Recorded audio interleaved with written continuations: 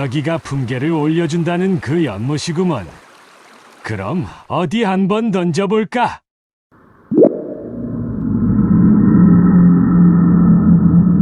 네, 이놈 누구냐? 어디서 신성한 연못에다 파동을 일으키느냐?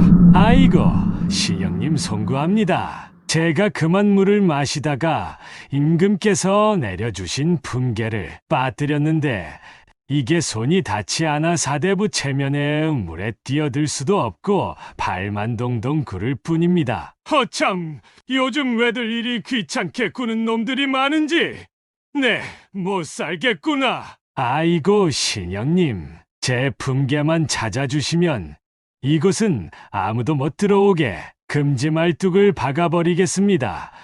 부디 제 품계를 찾아주십시오. 참말이냐? 예, 대대손손 나라의 녹을 먹은 제 집안을 걸고 약조드립니다. 그럼 기다려보거라.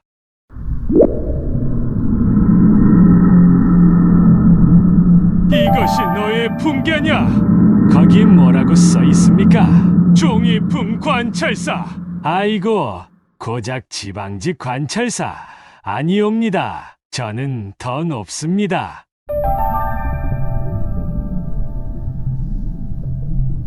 푸아, 그럼 이것이 너의 품계냐? 뭐라고 써 있습니까? 정의품 호조판서. 대동법이다. 뭐다 머리나 아프지?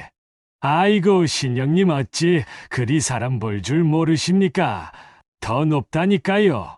어이구, 늙은 게 귀찮게도 하는구나. 굽어 살펴주소서, 신령님.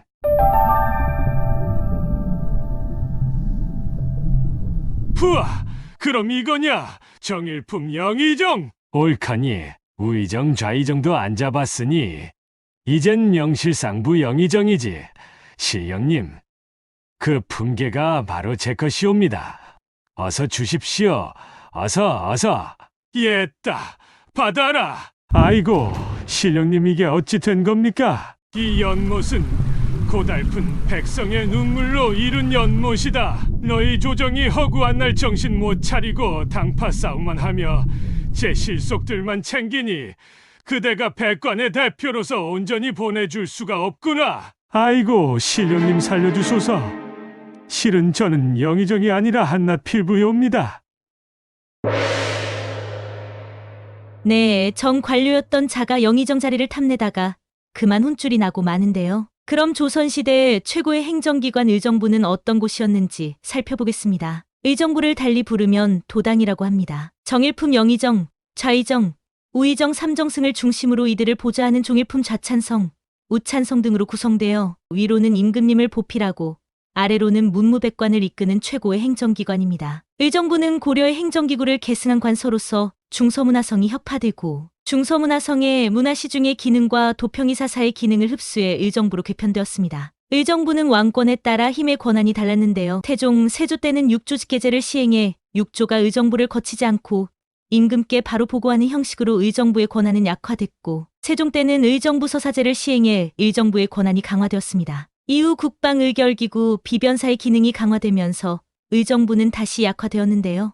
조선 중기 때 도둑이 범람하면서 방비의 목적으로 축성사를 설치했고 이후 삼포회란 등을 겪으며 축성사는 비변사로 강화돼 명칭을 바꾸고 임시기구에서 상설기구로 변경됩니다. 다음 임진왜란 등으로 비변사가 군사 및 주요 정무까지 수행하다 보니 의정부는 다시 약화되었는데요. 그러나 명실공히 의정부는 백관을 통솔하는 행정기관으로서 임금님의 자문 역할과 인사권, 법령권, 외교 문제, 왕실 간택과 세자 책봉, 또 세자의 사부로서 다음 대의 실질적 권력까지 전체 정무를 아우르는 최고의 행정기관이라 할 수 있습니다. 그럼 조선시대 의정부는 당시 어떤 모습이었는지 실록 속으로 떠나겠습니다. 함길도 도채찰사 황희 등이 장계하기를 용성의 장항 승가원요 광원녀는 바로 저기 내오는 길이며 방어상이 요충지입니다. 마땅히 경원의 성을 용성에 옮겨다가 석성을 쌓고 경성의 보도연 이북을 떼내어 여기에 더 붙이게 하며 승가원연의 길에는 흙이나 돌로 성을 쌓고 사람이나 동물이 통행할 만한 산등성이는 파거나 깎아버리고 또 그 바깥쪽에는 구덩이를 파서 통행할 수 없게 만들며 또 현재 개설된 경원의 통무인 요광연에도 또한 성을 쌓고 참호를 만들고 또 길을 가로막아 작은 보루를 만들며 또 군인의 포막을 지어서 군인 수를 적당히 정하여 바수를 보게 하고 출입하는 사람들을 살피게 할 것이며 경원의 신설한 곳에는 임시로 벽성을 쌓은 뒤에 무략이 있는 자를 선택하여 경작할 만한 땅에 군사를 거느리고 주둔하게 하고 당번인 유방군으로 하여금 알맞게 둔전을 경작하여 군수를 보충하게 하는 것이 좋겠습니다. 용성 이북과 장항 이남에 묵은 땅이 매우 많습니다. 마땅히 장항천으로부터 동쪽으로 큰 산의 기슭에 이르는 500여 보의 땅에 성을 쌓고 그중 물가로서 성을 쌓기 어려운 곳에는 목책을 설치하며 또 장항에 성을 쌓아 관문을 만들며 또 작은 보루와 군인의 포막을 만들고 적당한 수의 척후병을 정하며 또 동쪽의 봉우리가 우뚝 솟은 곳에 연대를 만들어서 간혹 연화, 침포 등의 방법으로 시기를 놓치지 않고 급히 보고하게 하고 그 안에 노는 넓은 땅은 경원에서 새로 옮겨온 백성으로 하여금 개간하게 하며 용성으로부터 보도연에 이르는 사이에 노는 넓은 땅과 경성, 용성의 사람으로서 예전부터 살면서 많이 점유한 전지를 적당하게 감하여 경원에서 새로 옮겨온 백성들에게 주며 요광원현과 장항 두 곳을 지키는 군인은 경원에 사는 사람으로 주체를 삼게 하는 것이 좋겠습니다. 네, 위 기사는 도채찰사직을 부여받은 영의정 황희가 사군 육진 정책을 위해 함길도 지형을 살펴본 장계입니다. 압록강, 두만강 주변의 국경선 개척은 태조 때부터 시작했는데요. 함경도 동북면 경원에 이미 행정 역할을 하는 치소와 역참을 설치했으나 잦은 여진족의 침입으로 후퇴하는 어려움을 겪다가 태종 때 다시 전진 수복하여 관청 역할을 하는 경원부를 설치했습니다. 이후 세종대에 더 구체적인 개척 의지를 펼치며 당시 70세의 영의정 황희에게 파견자들을 꾸려 험준한 길을 돌아보게 하였습니다. 조금 더 젊고 발 빠른 관료를 보내도 되는데 다른 이들은 못 믿어오신지 구태여 황희를 보내신 겁니다. 장계를 살펴보면 왜 황희를 보냈는지 알 수 있는데요. 행정과 백성을 옮기기 위한 실태조사가 자세히 보고되어 있습니다. 지형지물과 군사비용, 방비대책, 백성의 이주 계획과 이주 후의 대책 마련까지 상세히 고려해 올린 장계입니다. 이렇게 70먹은 재상까지 발로 뛰게 하는 세종께서도 대단하지만 비록 잦은 사직서를 내밀긴 하였어도 애써 늙었다고 들어눕지 않고 임금의 명을 착실히 수행해내는 황희께서도 대단하다고 생각이 드는데요. 황희정승은 청백리로 유명합니다. 그는 영의정 18년, 좌의정 5년, 우의정 1년 총 24년을 역임하신 분입니다. 세종 임금의 대업을 함께 고민하고 추진하고 역경과 성공 속에 수많은 업적을 남기는데 이바지하였습니다. 그러나 청백리란 덕목이 아쉽게도 집안 단속은 문제가 적지 않았는데요. 황희의 사위였던 서달이 아전을 죽인 사건을 은폐하려던 정황이었다든지 서자 아들이 궁중 물건을 훔치는 등 친아들들의 도덕적 문제와 자신도 청탁과 관련된 문제로 사원부의 탄핵을 받아 파직과 유배에 처해졌었고 그때마다 세종 임금은 황희를 구원해 주었습니다. 또 의정부서사제를 시행하여 임금의 일을 덜어줄 재상으로 황희를 결코 놓아주지 않았습니다. 급기야 황희의 모친상 때는 기복의 명을 내려 고기를 먹여서라도 수행될 정책들이 미뤄지지 않게 끊임없이 격려와 책임을 주시니 황희께서도 세종께서 시키신 일이라면 고령의 몸으로 노쇠할지언정 충실히 해냅니다. 이처럼 황희와 맹사성을 투톱으로 나란 일을 돕는 재상들이 있었기에 세종 임금의 애민 정책이 무수히 펼쳐나가지 않았나 생각해봅니다. 황희께서는 세종 임금이 승하하시기 전 4개월 전인 87세로 재상에서 물러날 수 있었으며 90세에 눈을 감으셨습니다. 다음 기사입니다. 세조가 정부 당상과 함께 빈청에 나아가 좌승지 신숙주를 시켜 아뢰기를 사원부에서 신들이 홍원용을 제수한 데 대하여 성상을 속이고 사열행하였다 하며 또 권세를 부리는 조짐이라 하였으니 신들이 안연하게 직사에 나아갈 수 없습니다. 청컨대 피엄하게 하소서. 세조가 아뢰기를 상피의 사연을 계달하여야 된다는 예를 신은 처음에 미처 알지 못하여 아뢰지 못했을 따름입니다. 정창손 등은 신들이 계달해야만 되는 예를 알지 못해서가 아니라 다만 공신은 을에 제수하는 것으로 여기어 아뢰지 않았을 뿐이로니 정실이 있어서가 아닙니다. 만약에 정실이 있었다면 마땅히 계달하였을 것이지 어찌 이와 같이 미봉책을 썼겠습니까? 세조가 다시 아뢰기를 법사에서 대신의 허물을 직언하는 것은 비록 아름다운 뜻이오나 이와 같은 말은 인정에 너무 지나칩니다. 그리고 또 공신과 종실과 대신을 이간하는 조짐이 있으니 매우 옳지 못합니다. 전교하기를 내가 이미 알고 있으니 혐의하지 말고 직사에 나가도록 하라. 사원부의 말이 사실보다 지나치니 내가 이를 국문하겠다.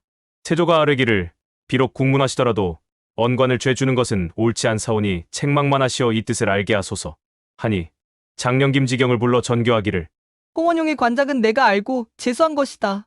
너희들이 그 실정을 알지 못하고 지나치게 말하면 옳지 않다. 지금 영의정은 종실의 장이고 또 혼신이며 대신이다.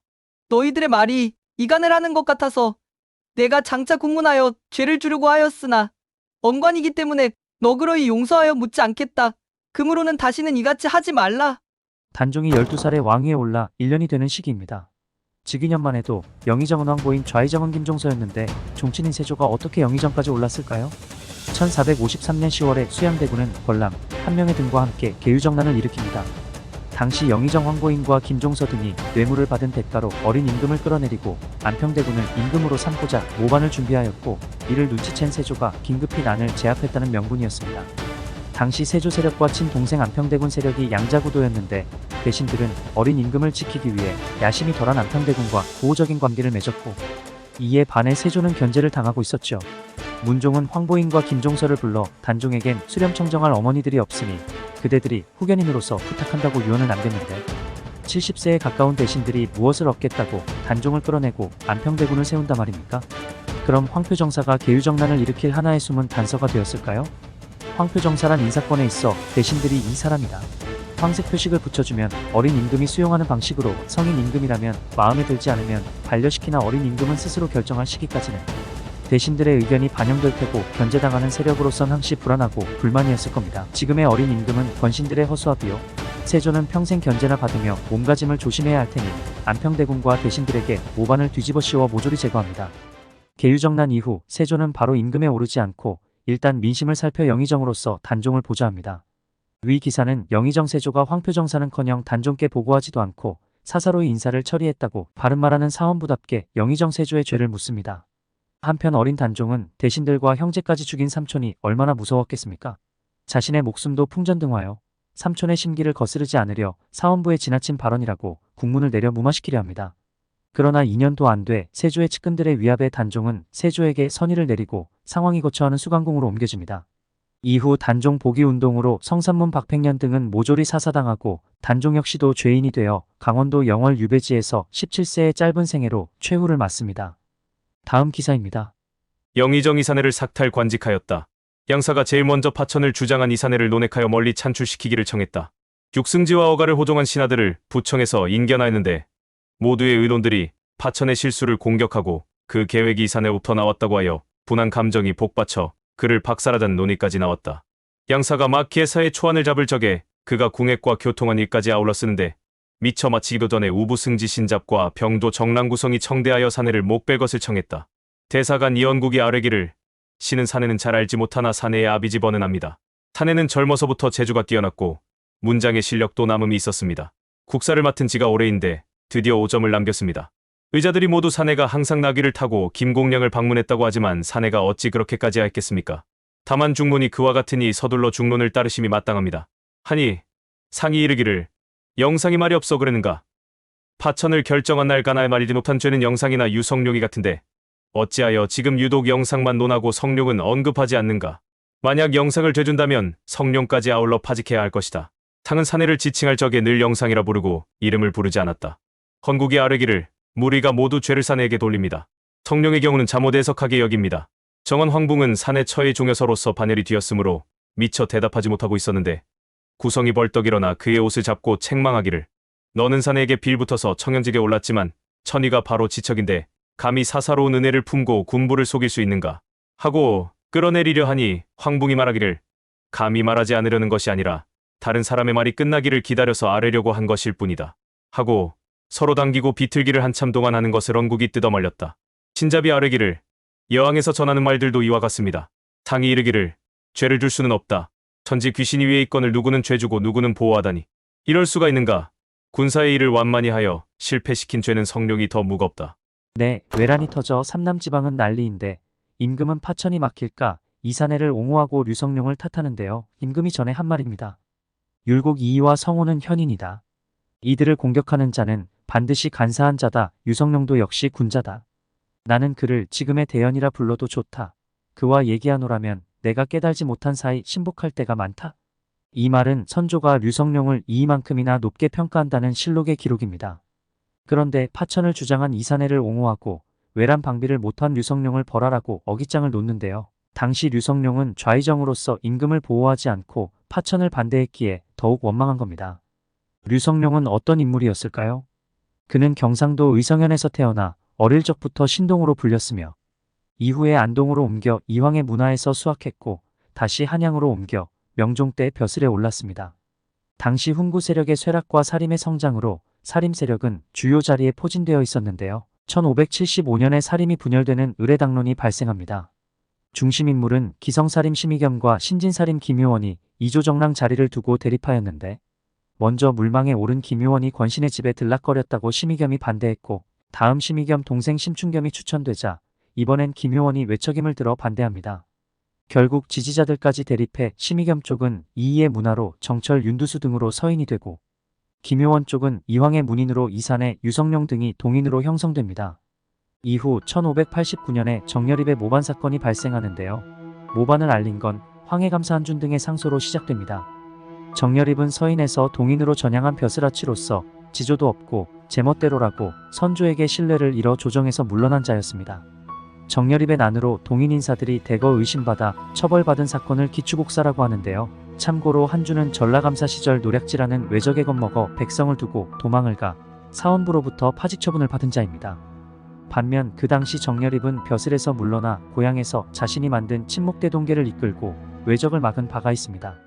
서인은 정열입의 모반을 동인을 공격하는 도구로 삼았고 당시 물러나 있던 정철은 신문을 맡은 정원씨는 정열입의 친척이니 공정할 수 없다고 상소하여 선조에게 지휘권을 받아 직접 신문합니다. 동인 인사들 줄줄이 엮여 들어갔고 서인의 당여 전라유생 정함수 등은 이사내와 류성룡도 역적과 막연하다고 상소해 이미 확대 조작을 예상한 선조는 오히려 정함수 등을 처벌하고 살릴 사람들은 살리고 죽일 사람들은 확실히 죽여 왕권 강화에 이용합니다. 이에 동인의 영수 영의정 이사내는 기추곡사로 인해 절치부심하고 있었는데요. 옥사를 지휘해 좌의정에 오른 정철은 의혹에 앞서 세자책봉 문제를 논의하자 했고 임금이 누굴 맘에 들어하는지 아는 이사내는 임금을 아련하기로 한 날 병의 핑계로 빠져버렸고 참여한 유성룡은 말을 아꼈고 성격 급한 정철은 세자책봉 문제에 광해군을 거론하였으니 분노한 선조는 과인이 진퇴하길 바라냐며 바로 돌변해 정철과 서인을 내치고 동인에게 힘을 실어줍니다.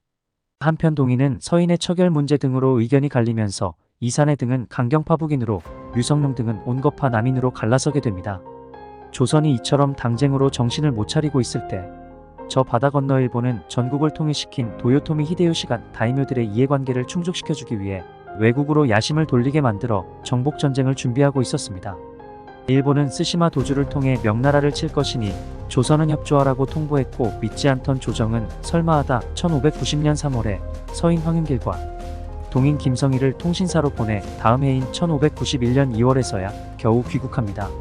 서인 황윤길은 분명히 침략할 것이라고 보고하고 동인 김성일은 도요토미의 허세라고 상반되게 보고하니 당시 조정을 이끄는 건 동인이요. 좌의정 류승룡은 같은 동인 김성일의 의견을 일단 따랐지만 민심이 동요될까 걱정돼서 한 발언이고 또 서인 황윤길을 견제해서 한 발언임을 의심할 수 없어 방비할 인재를 천거하고 있었는데요. 그는 오랜 지교 이순신을 제목으로 삼고 당시 지방 현감이던 그의 품계를 거듭 올려버리니 삼사는 패단이 된다고 반대를 하고 이에 선조 임금이 힘을 실어주자 이순신을 전라좌수사로 임명해 방비 태세를 갖추게 합니다. 그러나 너무나 늦어버린 안일한 방비. 1592년 4월에 일본군은 조총 등 철포대로 무장해 선봉대 1만 8천여 명을 이끌고 부산포로 쳐들어와 부산성을 함락시키고 다음날 동래성까지 함락시키고 각 나눠 일본군은 거침없이 북진에 올라갑니다. 외침 소식을 뒤늦게 들은 조정은 혼비백산하며 급히 비변사를 꾸려 대책을 논의하는데요. 임금의 의도를 알아차린 영의정 이사내가 파천을 건의하니 류성룡과 신료들은 그건 민심을 저버리는 길이라며 이사내를 박살내자고 하였으나 결국 선조와 신료들은 백성을 두고 우르르 개성과 평양, 영변, 의주까지 거듭해 파천하였죠. 이처럼 외란을 미리 방비 못한 류성룡이 어찌 명재상이라 일컫는지 의구심이 드는데요. 외란이 터진 후에 그의 행보는 국난을 수습하기 위해 피눈물로 뛰어다녔습니다.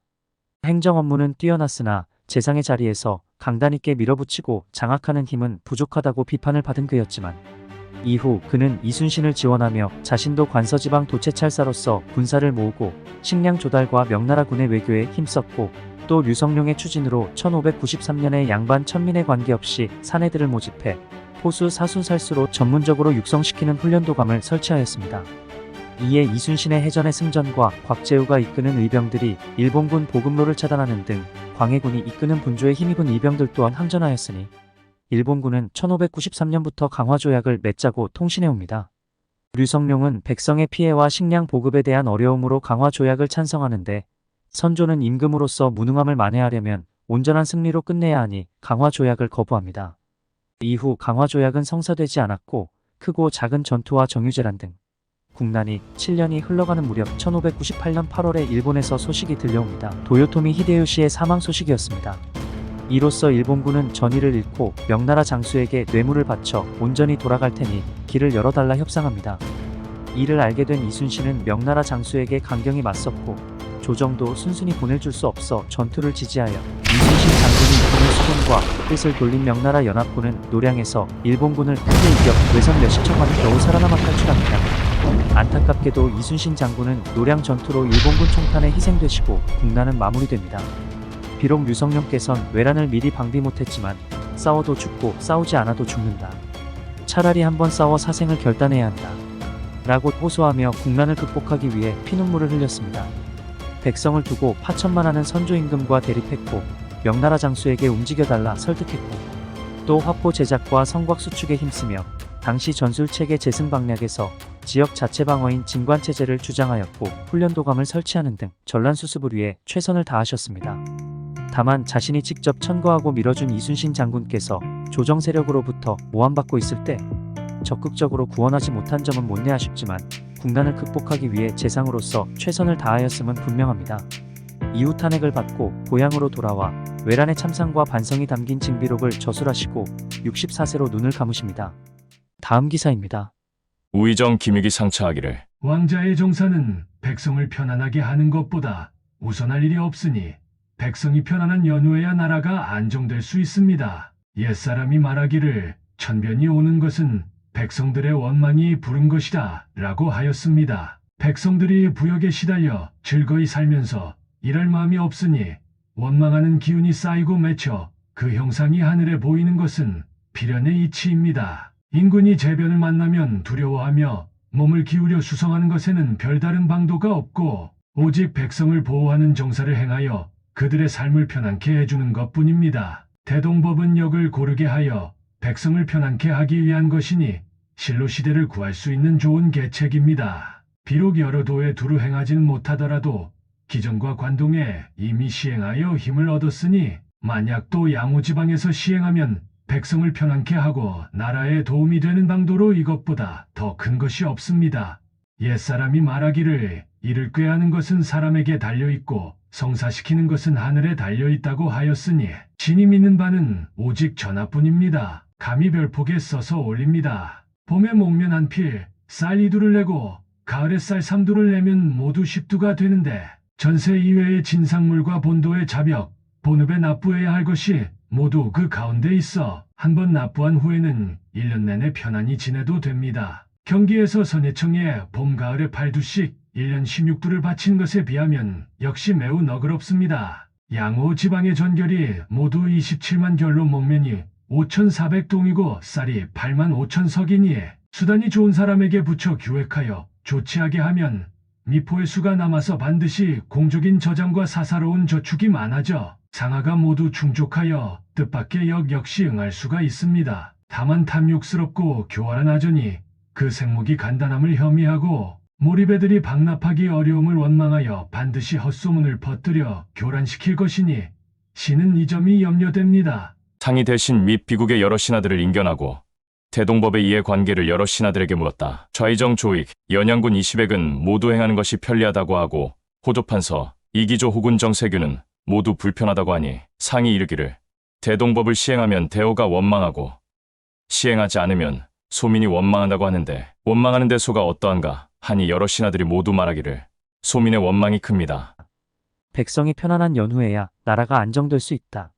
이 말은 대동법의 아버지라 불린 김유께서 하신 말씀입니다. 그가 살아온 삶의 배경은 임진왜란부터 정묘호란 병자호란까지 국난의 연속이었습니다. 당시의 백성은 굶주렸고 힘겨웠습니다. 그럼에도 백성은 세금과 역을 꼬박꼬박 부담해야 했고 그 중에서도 가장 괴로운 건 특산물로 바치는 공납이었습니다. 수령의 횡포와 불량한 방납업자로 인해 고을은 텅텅 빌 정도였습니다. 그래서 공납의 대안으로 나온 정책이 특산물이 아닌 쌀을 주체로 하고 면포나 동전으로 걷는 대동법이었습니다. 이는 이전에도 선조 초에 이의의 제안으로 쌀로 걷자고 대공수미법을 건의하였고 이후 류성룡도 외란수습식이 쌀로 걷자고 건의하였던 바입니다. 그러다 광해군 때 이원익의 건의로 선해법으로 명칭을 바꿔 경기도에 먼저 시행되었으나 지주들의 반발과 조정실세들의 반대로 부담을 느낀 이원익은 민심을 거스를 수 없다고 물러서 중지됩니다. 백성에게 좋은 정책임에도 반대자들 눈치에 찬성자들은 관망만 하는데 그때 목소리를 높인 자가 김육이었습니다. 김육은 명나라가 망하기 전 마지막 사신단으로 타국당에서 청나라의 침략 소식을 듣게 됩니다. 정묘호란 10년 만에 청나라는 더 강력한 요구 조건을 들고 병자호란을 일으킨 겁니다. 김육은 원통해합니다. 그동안 나는 뭘 했고 조정은 뭘 했는가? 가엾은 백성은 어찌 알고 그 이후부터였을까요? 김육은 더 강력히 대동법을 주장합니다. 앞서 그의 삶을 먼저 살펴보면 김육은 임진왜란 때 부모를 여의고 동생들과 한양에 있는 친척집에 머물면서 공부했습니다. 그는 이황의 문화에서도 이이의 문화에서도 수학하였고 이후 성균관에 입학해서는 촉망받는 학생이었습니다. 그러다 예상치 못한 전환기를 맞는데 광해군 2년에 문무배양과 관련된 오연종사의 주동자로 찍혀 퇴교를 당하고 맙니다. 이로써 김육은 실망한 조정에 미련도 없이 고향 경기도 잠곡으로 돌아와 백성으로 살아갑니다. 지객꾼으로 약초꾼으로 또 농사꾼으로 먹고 살기 위해 무엇이든 해야 했습니다. 오히려 이러한 시간이 백성을 살피고 헤아리는데 더 보탬이 되었던 것 같습니다. 김육은 인조반정 이후 드디어 10년 만에 조정의 부름을 받고 증광별시로 급제의 관직자가 됩니다. 40대에 3사의 관원이 되었으나 정책을 논할 시 작은 목소리만 낼 뿐 아직은 그의 힘은 미치지 못했고 50대에 이조좌랑과 승지를 거쳐 사신 업무를 하는 동지사가 됩니다. 병자호란 이후 도를 관할하는 충청도 감사가 되어 본격적으로 대동법을 주장합니다. 당시 충청도는 교통의 요충지로 아랫지방보다 곡물의 수요가 많다고 수탈이 더 심했는데요. 앞서 전 충청관찰사 권반이 시행하려 하였으나 반대에 막혀 시행시키지 못했고 김육이 다시 추진하는데요. 경기도, 강원도의 백성은 편리하다 했고 반면 지주들은 쌀값 폭등과 증세라는 핑계로 불편하다고 하지만 이는 역을 고르게 하는 방법이요. 양쪽 중 하나가 양보해야 한다면 농지를 더 가진 지주들이요. 신이 돈의 결부 이수를 모두 계산해 보건대 매결마다 각각 면포 1필과 쌀 2말씩 내면 진상할 곡물과 본도의 자병 및 관청에 바치는 물건이 모두 그 속에 포함되어 있어 더는 징수할 명목이 없을 것이니 공납과 부역에 시달리는 백성의 삶을 조금이라도 도울 길은 오직 대동법이라고 주장합니다. 그런데 당시 청나라의 제후국이 된 조선은 왕자들을 인질로 보냈고 청나라 사신을 영접 또한 극진히 해야 했으니 김육은 보양관직과 원접사직을 맡게 돼 대동법에 집중할 수가 없었습니다. 이후 인질에서 풀려난 소현세자가 죽고 인조도 병마로 죽고 복림대군이 효종으로 즉위하면서 70세의 우의정에 오른 김육은 더는 물러서지 않겠다는 듯 재상직을 내걸고 대동법을 추진합니다. 그런데 효종과 서인 세력은 당시 북벌을 준비하고 있었고 서인의 영수이자 이조판서 김집은 해야 할 과업은 산더미요. 그중 정치개혁이 먼저이고 그 이후 대동법의 보완점을 충족시킨 후에야 가능하다고 김육과 대립합니다. 급기야 상소로 갈등이 심화되자 김집은 사직을 내밀고 고향으로 내려가 버리고 그를 따르던 송시열 등도 따라 나서자 압박을 느낀 김육은 양자택일을 하라는 듯 사직을 내밉니다. 임금은 백성에 위하는 마음이 먼저였으니 효종은 김육을 아예 영의정 자리에 앉힙니다. 이에 힘을 얻은 김육은 대동법을 밀어붙여 효종 2년 충청도에 효종 9년에 호남까지 시행시킵니다. 김육은 대동법뿐만 아니라 돈의 사용에 편리함을 들어 화폐주조를 건의해 시장에 쓰이도록 힘썼고 실록청 총재관직을 맡았을 때 바탕으로 서적 보급을 위해 인쇄업을 직접 운영까지 했으며 또 기존에 썼던 명나라 역법 대통령에서 서양의 역법 시월력을 건의해 개정하게 하는 등 백성과 국가가 무엇이 필요하고 발전하는 길인지 실행으로 옮긴 진정 백성의 일꾼이요 나라의 명재상이었습니다. 어느덧 김육은 80을 바라보는 나이가 되었습니다. 그는 병석에서 효종께 상소를 올립니다.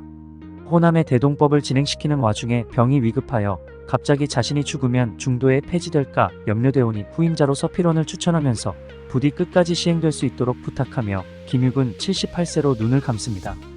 효종 임금이 그를 떠나보내며 한 말씀입니다.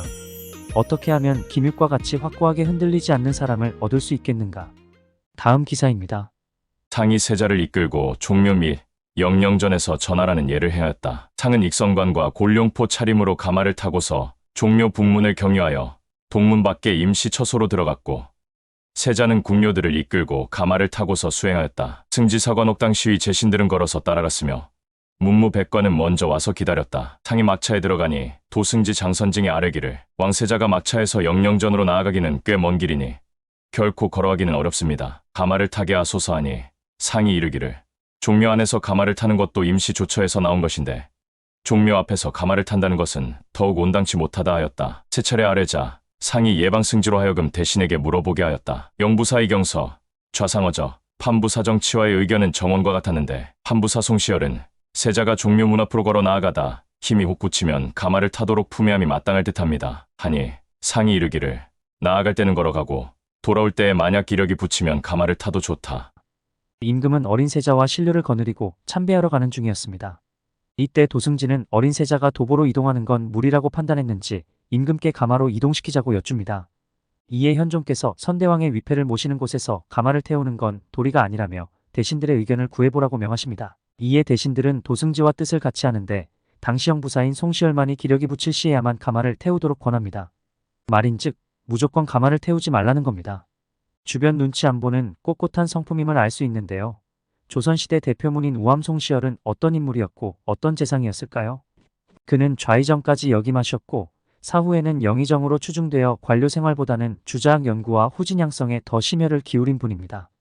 인조, 효종, 현종, 숙종 4대 임금을 모셨고 이이의 기호학파를 계승한 김자생과 그의 아들 김집의 문화에서 수학했으며 이후에 서인과 노론을 이끄는 영수가 되었습니다. 첫 관직은 복림대군의 스승이었고 병자호란 때 인질로 왕자들이 끌려가자 낙심하고 고향으로 돌아가 학문에만 몰입합니다. 이후 복림대군이 임금으로 즉위하면서 10년 만에 다시 관직에 나아가 효종과 함께 북벌론을 추진합니다. 남인 윤후는 양반도 군포를 부담해야 한다는 호포제를 건의하였고 송시열도 적극 지지합니다. 이는 군사비용 충당뿐만 아니라 양반도 세금에 있어서는 평등해야 한다는 생각이었으나 여러 관료들의 반대로 실현되지는 못합니다. 차차 북벌론은 느슨해지고 송시열은 수신 제가가 먼저라고 북벌론은 관념적으로나마 추진합니다. 서인이 계승한 학풍이인은 여러 개혁적인 정책을 내놓고 적극적으로 개진하는 행보였다면 서인의 영수인 송시열은 행정가로 다투는 모습보다 주자학 학문적 연구와 자신을 따르는 자들을 가르치는 학문적인 재상이라고 할 수 있습니다. 결국 북벌론은 효종 임금의 종기에 의한 갑작스런 사망으로 불발됩니다. 이후 상내 격식에 대한 예속 논쟁이 발생하는데요. 1659년 효종 임금의 죽음으로 효종의 계모인 자의대비가 상복을 몇 년 입을지에 대한 기해예송이 발생합니다.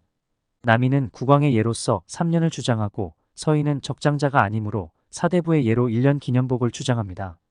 선왕을 깎아내리는 서인의 태도에 이제 막 임금이 된 현종은 노여웠지만 당시 집권 세력을 무시할 수 없었고 또 대명률과 기존의 관습을 내세워 주장하니 1차 예송은 서인의 의견을 수용합니다. 이후 두 번째 갑인 예송이 발생합니다. 이번은 효종의 비인선왕후의 국상의 시어머니인 자의대비가 상복을 몇 년 입을지 논하는데 역시나 남인은 국왕의 비로 1년을 채택하고 서인도 왕비로만 봤을 때는 1년이니 수긍하는 듯 하였으나 송시열은 적장자의 비가 아니므로 대공복 9개월을 주장하니 서인은 의견을 따릅니다.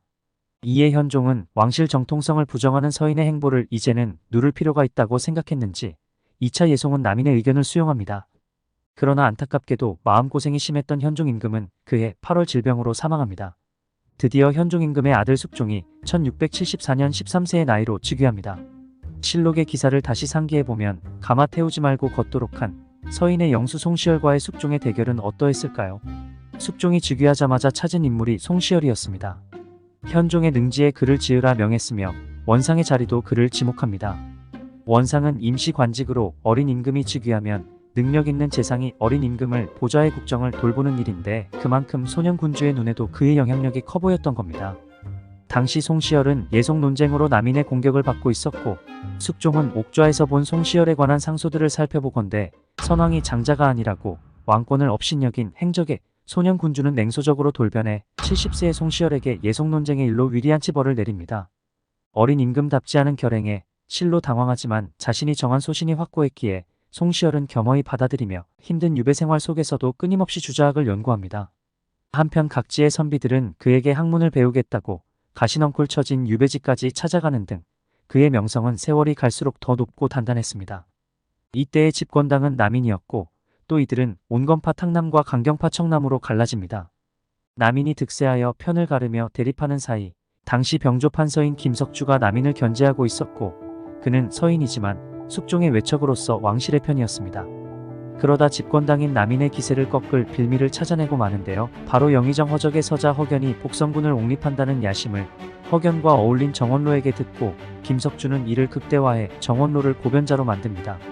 남인은 모함이라고 펄쩍 뛰었으나 허견이 그동안 임금이 어려서 정사가 불안하다는 등 불경한 말을 떠들고 다닌 바 김석주는 이를 모반으로 부각시켜 전국을 뒤집으려 합니다. 청년 군주 숙종은 고변을 받아들입니다. 그동안 남인의 세력도 커졌고 또 얼마 전 허적이 조부의 잔치에 궁중 물건 유학을 말없이 빌려간 것도 불충이요. 제위 초에는 화차의 포를 시험한다고 임금께 보고도 하지 않고 포를 쏴 숙종이 이게 무슨 소리냐고 묻는 일도 있었습니다. 권한을 준 만큼 행보를 올곧게 해야 하거늘 국사를 어지럽게 하여 모반이 발생했으니 환국은 마땅하다 여긴 겁니다. 이에 역적으로 몰려 아들 간수 못한 허적과 남인의 중심인물 윤유 등 남인 다수가 참수되고 조정은 서인으로 교체됩니다. 그리고 숙종은 바로 서인의 영수 송시열을 유배지에서 방면해줍니다. 체의부정이란 말로 선왕을 욕되게 하였기에 유배의 벌을 내린 것이요. 앞으로 개과천선하여 나란 일에 부응하라고 명을 내립니다. 그러나 송시열은 관료 생활에 크게 욕심이 없었던 바 영부사직에서 잠시 있다가 나이 많음을 들어 사직을 올리고 고향으로 돌아갑니다. 그렇게 고향에서 마지막 여생을 보낼 줄 알았건만 서인은 노론소론으로 분열되고 사랑에 빠진 숙종은 후궁장씨가 낳은 윤을 원자로 삼겠다고 밀어붙이니 서인의 영수 송시열은 조정에서 물러나 있다고 해서 지켜만 볼 수 없었죠.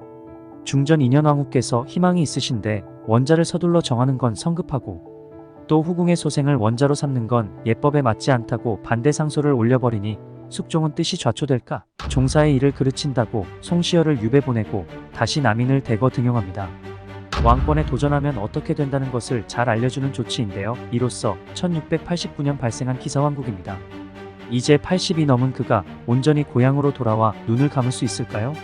송시열은 1689년 제주도 유배지에서 공문을 받으려 한양으로 올라오던 전라도 정읍길에서 임금이 내린 사약을 마시고 눈을 감으셨습니다. 그는 1694년 갑술왕국 때 서인이 다시 실권을 잡으면서 신호는 회복됩니다. 송시열은 주자학의 대가이고 주자학의 뜻을 거슬러 해석하노라면 사문난적으로 삼아 인간관계까지 끊을 정도로 주자학을 유일한 학문으로 여겼습니다. 한편 따르는 제자들이 많아 붕당을 일으킨 장본인이라고 부정적 시선도 있으나 사람에 있어 높고 낮음 차별 없이 함부로 대하지 않았고 학자로서 끊임없는 학문 연구와 후진양성에 힘썼으며 북벌론과 호포제를 지지했고 대동법을 처음에는 반대했지만 이후 수용하여 민생과 유교적 질서를 확립시키려 한 조선 후기 많은 영향력을 끼친 인물입니다. 네, 지금까지 조선시대의 최고의 행정기관 의정부와 재상들을 만나보았습니다. 임금을 돕고 백관에 이끄는 중요한 기관이니만큼 진정 백성과 나라를 위하는 분들이 있어야 할 곳임을 상기시켜줍니다. 그럼 조선시대 행정기관 의정부 잊지 말아주세요. 여러분의 꿈을 응원합니다.